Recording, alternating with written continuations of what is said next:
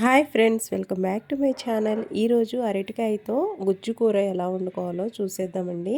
అరటికాయ కూర అందరూ ఇష్టంగా తినరు కదా, ఇలా ఒక్కసారి వండి చూడండి, తప్పకుండా అందరికీ నచ్చుతుంది.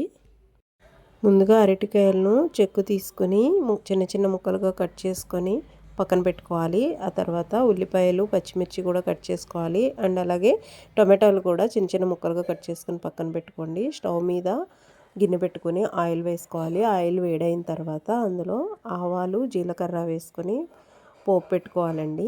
ఇందులో కొంచెం కరివేపాకు కూడా వేసుకొని చిటపటలాడనివ్వాలి. ఆ తర్వాత ఉల్లిపాయ, పచ్చిమిర్చి వేసుకొని దోరగా వేయించుకోవాలి. ఇలా వేగుతున్నప్పుడే ఒక చిటికెడు పసుపు వేసుకోవాలి. పసుపు వేసిన తర్వాత ఒకసారి ఉల్లిపాయ ముక్కల్ని గరిటతో కలుపుతూ ఉండాలి.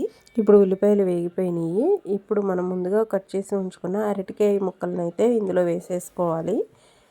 అరటికాయ ముక్కలు వేసుకున్న తర్వాత గరిటతో తిప్పుతూ ఉండాలి, లేకపోతే అడుగు పట్టేస్తుంది కూర. అరటికాయ ముక్కలు కొద్దిగా అడుగు పట్టినా సరే, అంటే మాడినా సరే, ఇక్కడే కూర టేస్ట్ అంతా పోతుందండి. ఖచ్చితంగా అరటికాయ కూర వండేటప్పుడు దగ్గరే ఉండి గరిటతో తిప్పుకుంటూ ఉండాలి. ఇప్పుడు అరటికాయ కూర రుచికి సరిపడా ఉప్పు అయితే వేసేసుకోవాలి. ఉప్పు వేసినాక కూడా ఇలాగే తిప్పుకుంటూ ఉండాలి. ఇప్పుడు ఒకసారి మూత పెట్టేసుకొని కొద్దిసేపు మగ్గనివ్వాలి. అరటికాయ ముక్కలు మగ్గిపోతున్నాయి. మరొకసారి గరిటతో తిప్పుకుంటూ ఉండాలి. అరటికాయ కూర అంటే ఇష్టం లేని వాళ్ళు కూడా ఇష్టంగా తినాలంటే ఇలా తప్పకుండా ట్రై చేసి చూడండి. ఈ పద్ధతిలో తింటారు, నచ్చుతుంది ఖచ్చితంగా వాళ్ళకి. ఇప్పుడు మరొకసారి మూత పెట్టి కూరని మగ్గనిద్దాము. చాలా వరకు అరటికాయ కూర రెడీ అయిపోయినట్టే, మగ్గిపోతుంది. అరటికాయ ఇలా 3 వంతులు ఉడికిపోయిన తర్వాత ఇందులో మనం ముందుగా కట్ చేసి ఉంచుకున్న టమాటా ముక్కలను అయితే వేసేసుకోవాలి. టమాటా ముక్కలు వేసిన తర్వాత ఒక్కచోటే నేను ఇక్కడ వీడియోలో చూపిస్తున్నట్టుగా మొత్తం కర్రీలో ఇలా స్ప్రెడ్ అయిపోయేలాగా కాకుండా ఒక్కచోటే వేస్తే ఏమవుతుందంటే, మనం దానిపైన మూత పెట్టుకుంటాం కదా, ఆవిరికి మగ్గుతుందనమాట. నేను మూత పెట్టిన క్లిప్ అయితే మిస్ అయింది. ఆవిరికి తొందరగా మెల్ట్ అయిపోతాయి. ఇప్పుడు ఇందులో అల్లం వెల్లుల్లి పేస్ట్ అండ్ అలాగే ధనియాల పొడి, అలాగే కారం కూడా వేసేస్తున్నాను నేను కూరకు సరిపడా. ఇప్పుడు వీటన్నిటిని కూడా ఒకసారి గరిటతో కలిపేసుకోవాలి.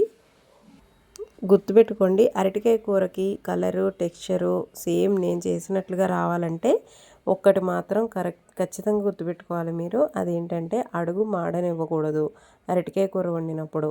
ఇప్పుడు వీటన్నిటినీ చక్కగా కలుపుకున్న తర్వాత కొద్దిగా ఒక చిన్న గ్లాస్ వాటర్ అయితే పోసుకున్నాను నేను. దాంతో ఈ టేస్ట్ అంతా కూడా అరటికాయ ముక్కలకి పడుతుంది. ఇప్పుడు కర్రీ రెడీ అయిపోయినట్టే ఆల్మోస్ట్. చివరిగా నేనైతే కొత్తిమీర కూడా వేసేసుకున్నాను. చూస్తున్నారు కదా, అరటికాయ టమాటా కూర చక్కగా రెడీ అయిపోయింది. ఇలా ట్రై చేసి చూడండి ఫ్రెండ్స్, తప్పకుండా నచ్చుతుంది. ఈ కర్రీ చపాతీల్లో కూడా చాలా బాగుంటుంది.